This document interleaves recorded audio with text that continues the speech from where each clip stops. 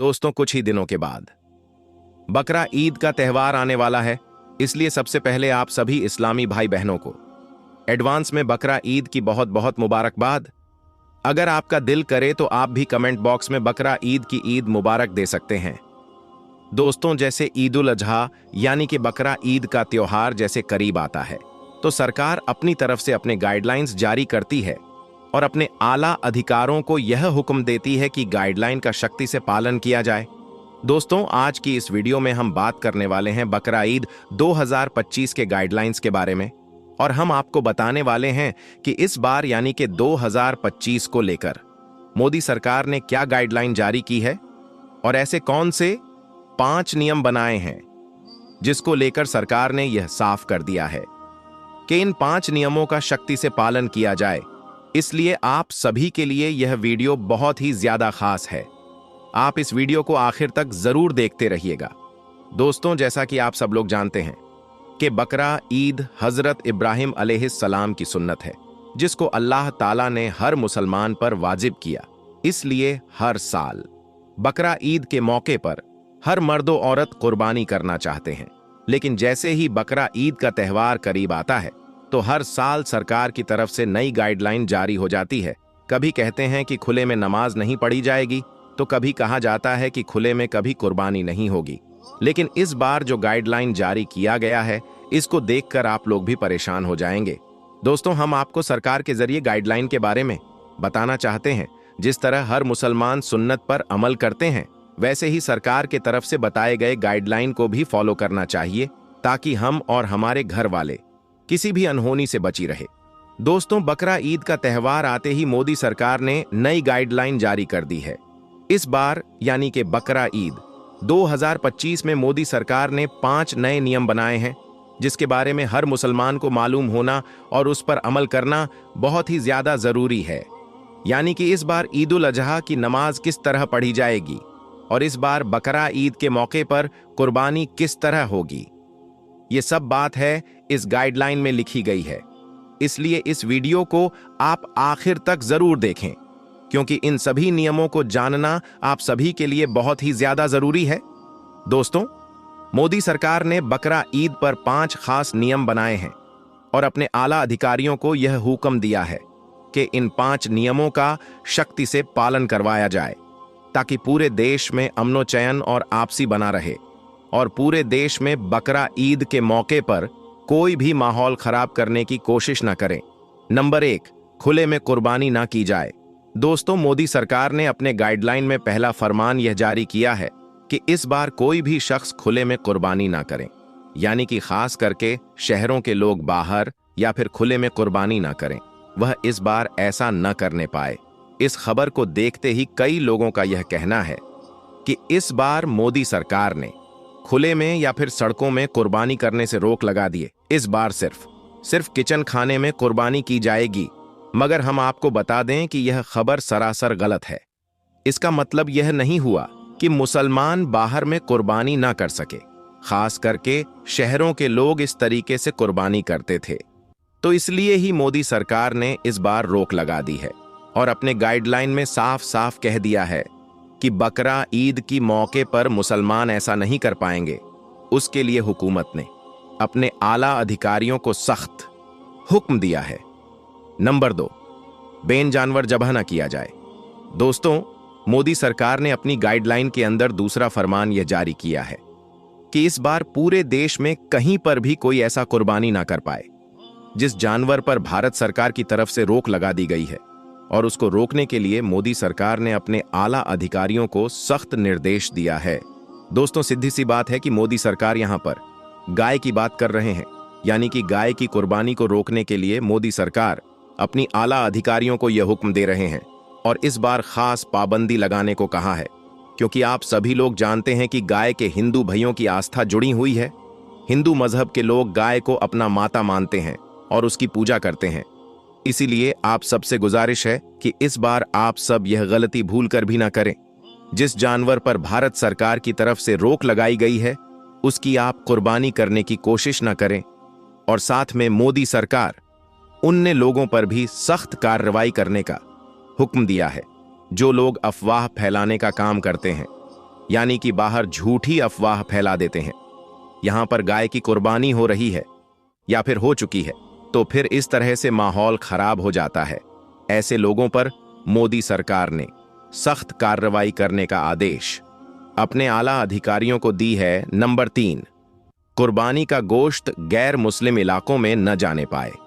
मोदी सरकार ने अपने गाइडलाइन में तीसरा फरमान यह जारी किया है कि इस बार बकरा ईद के मौके पर कोई भी मुसलमान कुर्बानी का गोश्त लेकर किसी भी इलाके में न जाने पाए, यानी कि किसी भी मोहल्ले में न जाने पाए जहां पर गैर मुस्लिम ही ज्यादा रहते हैं, यानी कि ऐसा मोहल्ला जहां पर मुसलमान नहीं रहते हैं या फिर ना के बराबर रहते हैं, ऐसी जगह पर कुर्बानी का गोश्त ले जाने के लिए मना किया गया है। कहने का मतलब यह है कि हम जिस तरह से बकरा ईद के मौके पर कुर्बानी का गोश्त इधर उधर लेकर जाते हैं, तो उसको किसी ऐसी जगह पर नहीं लेकर जाना है जहां पर मुसलमान लोग नहीं रहते हैं, जहां सिर्फ गैर मुस्लिम लोग रहते हैं। ऐसी जगह पर कुर्बानी का गोश्त ना ले जाए। इसीलिए इस बार बकरा ईद के मौके पर यह गलती भूल कर भी ना करें। नंबर 4, भीड़ लगाकर कुर्बानी ना करें।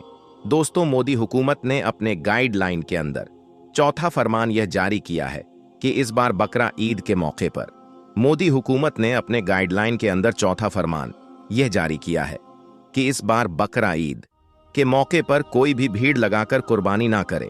यानी कि जिस तरह से बकरा ईद के मौके पर कुछ लोग मिलकर भीड़ लगाकर एक जगह पर एक बड़े जानवर की कुर्बानी करते थे, उस पर सरकार ने रोक लगा दी है और ऐसा करने पर सजा देने का ऐलान भी किया है।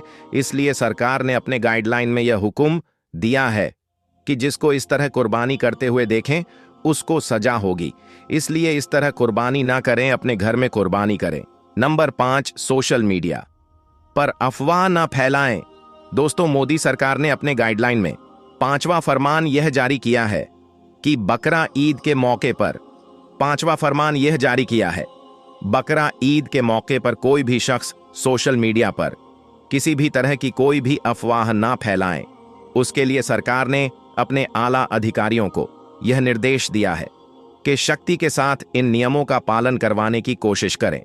दोस्तों, इस कानून को हर मुसलमान फॉलो करने की कोशिश करें, इसके खिलाफ वर्जी की कोशिश बिल्कुल ना करें। तो दोस्तों, हम उम्मीद करते हैं कि आपने इस वीडियो को गौर से देखा, सुना और समझा भी होगा। बकरा ईद आने से पहले पहले जितना हो सके आप मेहरबानी करके इस वीडियो को शेयर करें ताकि कोई भी हमारा भाई मुसीबत में न फंसे। कुर्बानी का असल मकसद ही गरीबों को भी इस खुशी में शरीक करना है। अगर गरीबों तक गोश्त नहीं पहुंचा तो कुर्बानी का असल मकसद अधूरा रह जाता। भाइयों और बहनों, कुर्बानी सिर्फ जानवर काटने का नाम नहीं, यह दिलों की सफाई, नियत की पवित्रता और अल्लाह की आज्ञा की तामील है। इन 5 गलतियों से बचकर हम अपनी कुर्बानी को बेहतर बना सकते हैं ताकि वो अल्लाह के दरबार में कबूल हो और हमें दोनों जहानों में इसका सवाब मिले। या अल्लाह, हमारी कुर्बानी को कबूल फरमा, हमारी नियतों को पाक कर और हमें सही तरीके से तेरी इबादत करने की तौफीक दे। आमीन। अगर आपको यह जानकारी फायदेमंद लगी हो तो इसे दूसरों तक जरूर पहुंचाई ताकि और लोग भी इन गलतियों से बच सकें। तो दोस्तों, वीडियो को लाइक और चैनल को सब्सक्राइब जरूर करें।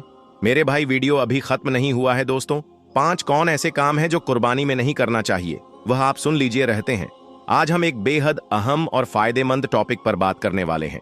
ईद उल अजहा यानी कुर्बानी का त्योहार मुसलमानों के लिए एक बड़ा इबादत का मौका होता है, लेकिन बहुत से लोग इस मौके पर कुछ ऐसी गलतियां कर बैठते हैं जो इस इबादत को नुकसान पहुंचा सकती हैं।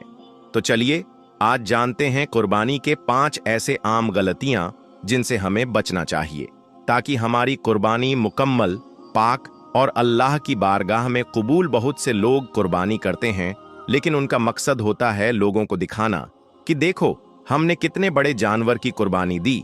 यह रिया, दिखावा है और रिया शरीयत में शिर्क के करीब माना जाता है। अगर कुर्बानी सिर्फ अल्लाह की रजा के लिए नहीं है तो वो कबूल नहीं होती। इसलिए नियत को साफ रखो, सिर्फ अल्लाह की खुशनुदी के लिए कुर्बानी करो। अगर आप खुद कुर्बानी देने जा रहे हैं तो एक जिलहिज्जा से लेकर कुर्बानी तक बाल और नाखून न काटें। यह एक सुन्नत अमल है और इसकी बड़ी फजीलत है। कुछ लोग जानवरों को बेरहमी से मारते हैं, उनके साथ मजाक करते हैं, वीडियो बनाते हैं या बच्चों को डराते हैं। हर जिंदा दिल जानवर के साथ अच्छा सलूक करो। सही हदीस। जानवर अल्लाह की अमानत है। कुर्बानी एक इबादत है, तमाशा नहीं। जानवर को तकलीफ देना या डराना गुनाह है। कई लोग कुर्बानी का गोश्त सिर्फ रिश्तेदारों या दोस्तों में बांटते हैं, गरीबों को नजरअंदाज कर देते हैं। गोश्त को 3 हिस्सों में बांटना चाहिए। एक हिस्सा खुद के लिए, एक हिस्सा रिश्तेदारों के लिए और एक हिस्सा गरीबों के लिए। कुर्बानी का असल मकसद ही गरीबों को भी इस खुशी में शरीक करना है। अगर गरीबों तक गोश्त नहीं पहुंचा तो कुर्बानी का असल मकसद अधूरा रह जाता। भाइयों और बहनों, कुर्बानी सिर्फ जानवर काटने का नाम नहीं, यह दिलों की सफाई, नियत की पवित्रता और अल्लाह की आज्ञा की तामील है। इन 5 गलतियों से बचकर हम अपनी कुर्बानी को बेहतर बना सकते हैं ताकि वो अल्लाह के दरबार में कबूल हो और हमें दोनों जहानों में इसका सवाब मिले। या अल्लाह, हमारी कुर्बानी को कबूल फरमा, हमारी नियतों को पाक कर और हमें सही तरीके से तेरी इबादत करने की तौफीक दे। आमीन। अगर आपको यह जानकारी फायदेमंद लगी हो तो इसे दूसरों तक जरूर पहुंचाई ताकि और लोग भी इन गलतियों से बच सकें। दोस्तों, बकरा ईद 2025 को लेकर काफी मेरे भाई और बहनें सवाल कर रहे हैं कि इस बार यानी कि 2025 में ईद उल अजहा यानी कि बकरा ईद का चांद कितनी तारीख को और किस दिन नजर आएगा और बकरा ईद की 10 तारीख अंग्रेजी किस दिन होगी और ईद उल अजहा की नमाज कितने तारीख को और किस दिन पढ़ी जाएगी। इसलिए आज के इस वीडियो में हम आपको बकरा ईद 2025 के हवाले से पूरी जानकारी देने वाले हैं। यानी कि इस साल बकरा ईद का चांद कब दिखाई देगा और कितनी तारीख को बकरा ईद का नमाज पढ़ी जाएगी और किस दिन कुर्बानी होगी। और साथ में हम आपको 5 ऐसे काम भी बताने वाले हैं और 5 ऐसी गलतियों के बारे में भी बताने वाले हैं जिनको आप बकरा ईद के मौके पर भूल कर भी ना करना, वरना आप बहुत बड़ी मुसीबत में फंस जाओगे। इसलिए आज का यह वीडियो आप सभी के लिए बहुत खास है।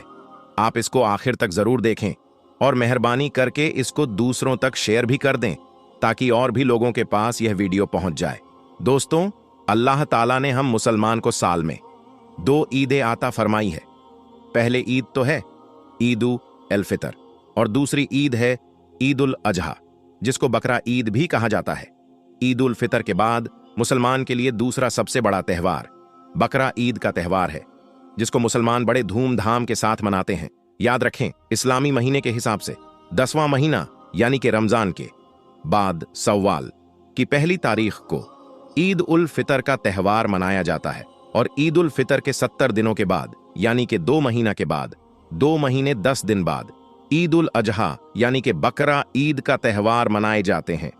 बकरा ईद का त्यौहार इस्लामी महीने के हिसाब से 12 महीने में यानी कि इस्लामी आखिरी महीने में मनाया जाता है। इसके बाद मुहर्रम का महीना शुरू हो जाता है, जो इस्लामी साल का पहला महीना होता है। यानी कि मुहर्रम के महीने से इस्लामी साल की शुरुआत होती है। मोहतरम दोस्तों, बकरा ईद का त्यौहार जिलहिज्जा की 10, 11 और 12 तारीख को मनाया जाता है। ईद उल अजहा इस्लाम का दूसरा सबसे बड़ा त्यौहार है। यह त्यौहार सुन्नते इब्राहिम और ईद कुर्बानी के नाम से जाना जाता है। जिस तरह से ईद उल फितर रमजान के महीने में रोजा रखने की खुशी में मनाया जाता है, ठीक उसी तरह से ईद उल अजहा भी हज पूरा होने की खुशी में मनाया जाता है। ईद उल अजहा के दिन हमारे सभी मुसलमान भाई सबसे पहले ईदगाह में जाते हैं और वहां पर जाकर सबसे पहले ईद की नमाज अदा करते हैं। उसके बाद अपने घर में जाकर अपने पाले हुए जानवर की कुर्बानियां करते हैं। अब हम आपको बताते हैं कि इस साल यानी कि 2025 को ईद उल अजहा यानी कि बकरा ईद का त्यौहार कब और कितनी तारीख को मनाया जाएगा। यानी कि इस बार अंग्रेजी कितनी तारीख होगी और किस दिन यह त्यौहार मनाया जाएगा और कितनी तारीख को ईद की नमाज पढ़ी जाएगी और किस दिन कुर्बानी की जाएगी। नाज़रीन कराम, सबसे पहले तो आप याद रखें कि जिस दिन बकरा ईद का चांद दिखाई देता है उसके 10 दिनों के बाद ईद उल अजहा की नमाज अदा की जाती है और कुर्बानी की जाती है। याद रखें, इस बार इस्लामिक कैलेंडर के हिसाब से इंशा अल्लाह 28 मई 2025 बुधवार के दिन ईद उल अजहा का चांद दिखाई देने की पूरी उम्मीद है। यानी कि इस साल 28 मई को बकरा ईद का चांद दिखाई देने वाला है। इसका मतलब यही है कि 28 मई की रात चांद रात होगी। दोस्तों, जैसा कि हमने पहले ही आपको बताया है कि बकरा ईद का त्यौहार चांद के 10 तारीख को मनाया जाएगा। अगर इस हिसाब से देखा जाए तो इस बार यानी कि 2025 में इंशाअल्लाह 7 जून 2025 शनिवार के दिन ईद उल अजहा की 10 तारीख होगी और इसी दिन ईद उल अजहा की नमाज पढ़ी जाएगी और इसी दिन पहले दिन की कुर्बानी की जाएगी। इसका मतलब यह है कि इस साल 2025 में इंशाअल्लाह 7 जून यानी कि शनिवार के दिन बकरा ईद का त्यौहार मनाया जाएगा और फिर 8 और 9 जून 2025 तक कुर्बानी की जाएगी। मगर इसके साथ में यह भी याद रखें कि ईद का त्यौहार चांद पर डिपेंड करता है और हमने जो आपको यह तारीख बताई है यह 29 के चांद के हिसाब से हमने बताई है और इस्लामिक कैलेंडर के हिसाब से हमने बताया है। मगर कई बार चांद आगे या पीछे होने की वजह से इस्लामिक कैलेंडर भी बदल जाती है। इसलिए हमने आपको जो यह तारीख बताई है इसको आप कंफर्म ना समझे, मतलब कि आप इसको यकीनन तौर पर ना समझे कि इसी तारीख को ही ईद उल अजहा का त्यौहार मनाया जाएगा। अगर चांद एक दिन आगे या पीछे दिखाई दे देता है तो फिर बकरा ईद मनाने की तारीख भी एक दिन आगे या पीछे हो सकती है। ईद उल अजहा यानी कि बकरा ईद का त्यौहार कब और कितनी तारीख को मनाया जाएगा, यानी कि इस बार अंग्रेजी कितनी तारीख होगी और किस दिन यह त्यौहार मनाया जाएगा और कितनी तारीख को ईद की नमाज पढ़ी जाएगी और किस दिन कुर्बानी की जाएगी। नाज़रीन कराम, सबसे पहले तो आप याद रखें कि जिस दिन बकरा ईद का चांद दिखाई देता है उसके 10 दिनों के बाद ईद उल अजहा की नमाज अदा की जाती है और कुर्बानी की जाती है। याद रखें, इस बार इस्लामिक कैलेंडर के हिसाब से इंशाअल्लाह 28 मई 2025 बुधवार के दिन ईद उल अजहा का चांद दिखाई देने की पूरी उम्मीद है। यानी कि इस साल 28 मई को बकरा ईद का चांद दिखाई देने वाला है। इसका मतलब यही है कि 28 मई की रात चांद रात होगी। दोस्तों, जैसा कि हमने पहले ही आपको बताया है कि बकरा ईद का त्यौहार चांद के 10 तारीख को मनाया जाएगा। अगर इस हिसाब से देखा जाए तो इस बार यानी कि 2025 में इंशाअल्लाह 7 जून 2025 शनिवार के दिन ईद उल अजहा की 10 तारीख होगी और इसी दिन ईद उल अजहा की नमाज पढ़ी जाएगी और इसी दिन पहले दिन की कुर्बानी की जाएगी। इसका मतलब यह है कि इस साल 2025 में इंशाअल्लाह 7 जून यानी कि शनिवार के दिन बकरा ईद का त्यौहार मनाया जाएगा और फिर 8 और 9 जून 2025 में तक कुर्बानी की जाएगी। मगर इसके साथ में यह भी याद रखें कि ईद का त्यौहार चांद पर डिपेंड करता है और हमने जो आपको यह तारीख बताई है यह 29 के चांद के हिसाब से हमने बताई है और इस्लामिक कैलेंडर के हिसाब से हमने बताया है। मगर कई बार चांद आगे या पीछे होने की वजह से इस्लामिक कैलेंडर भी बदल जाती है।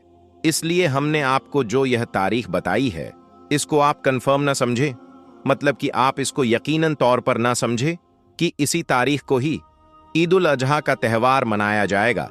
अगर चांद एक दिन आगे या पीछे दिखाई दे देता है तो फिर बकरा ईद मनाने की तारीख भी एक दिन आगे या पीछे हो सकती है।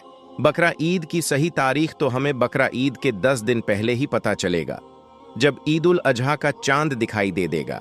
इसके बाद ही बकरा ईद मनाने का सही तारीख पता चलेगा, अगर बकरा ईद का चांद एक दिन आगे या पीछे हुआ।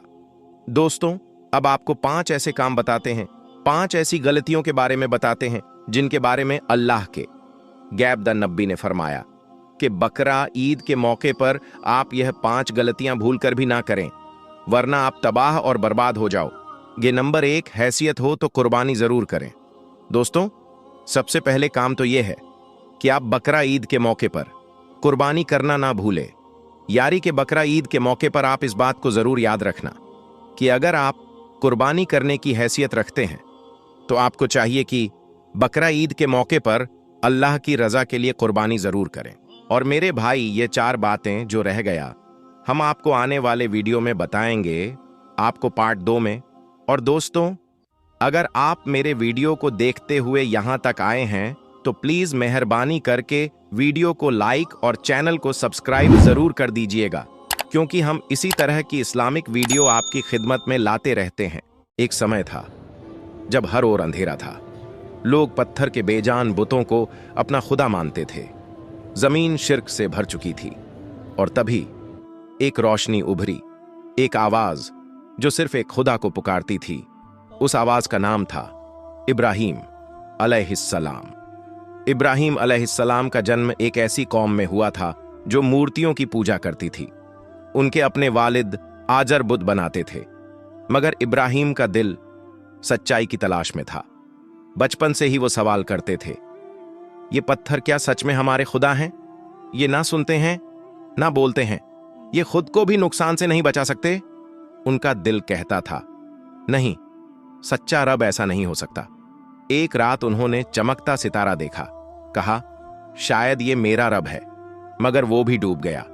फिर उन्होंने चांद को देखा, फिर सूरज को, मगर जब सब डूब गए तो इब्राहीम ने ऐलान किया, मैं उस खुदा की तरफ रुख करता हूं जिसने आसमान और जमीन को पैदा किया। मैं बुतों से बिल्कुल पाक हूं। अब इब्राहीम ने अपने लोगों को बुलाया। कहा, तुम इन बेजान बुतों को क्यों पूजते हो? क्या तुम नहीं समझते? मगर लोगों ने मजाक उड़ाया, उन्होंने नजरअंदाज किया। मगर इब्राहीम रुके नहीं। उन्होंने सच्चाई को उजागर करने की ठानी। एक दिन जब पूरा शहर एक त्योहार पर गया था, इब्राहीम ने मंदिर में घुसकर सारे बुत तोड़ दिए। सिर्फ एक बड़े बुत को छोड़ा और उसकी गर्दन पर कुल्हाड़ी टांग दी। जब लोग लौटे तो सन्न रह गए। किसने ये किया हमारे खुदाओं के साथ? इब्राहीम ने कहा, उस बड़े बुत से पूछो, अगर ये बोल सकता हो। लोग शर्मिंदा हुए, मगर फिर भी अपने गुमान में रहे। उन्होंने कहा, इसे आग में जला दो। भयंकर आग तैयार की गई। इतनी बड़ी के परिंदे भी उस तरफ उड़ नहीं सकते थे। इब्राहीम को रस्सियों से बांधकर आग में फेंका गया, मगर उसी वक्त अल्लाह ने फरमाया, ऐ आग, इब्राहीम के लिए ठंडी और सलामती वाली हो जा। और आग फूलों की सेज बन गई। इब्राहीम सलामत निकले। यह थी अल्लाह की मदद, यह था हक़ की ताकत। इसके बाद इब्राहीम अलैहिस्सलाम ने हिजरत की। अपना घर, जमीन, कौम सब छोड़ दिया, सिर्फ अल्लाह के लिए। उनकी पत्नी सारा उनके साथ थी। वो जहां भी गए तौहीद का पैगाम देते रहे, लोगों को बुलाते रहे सिर्फ एक अल्लाह की इबादत की तरफ। वक्त गुजरा, इब्राहीम बूढ़े हुए। बच्चा नहीं था, मगर उन्होंने कभी उम्मीद नहीं छोड़ी। फिर अल्लाह ने उन्हें एक बेटा अता किया, इस्माइल, इब्राहीम की आंखों का तारा। मगर अल्लाह का इम्तिहान यहीं खत्म नहीं हुआ। एक दिन हुक्म आया, अपनी पत्नी हाजरा और बेटे इस्माइल को मक्का की वीरान वादी में छोड़ दो। वहां ना पानी था, ना खाना, ना इंसान। इब्राहीम ने छोड़ा और चले गए। हाजरा ने पूछा, क्या अल्लाह का हुक्म है? उन्होंने सिर झुका दिया।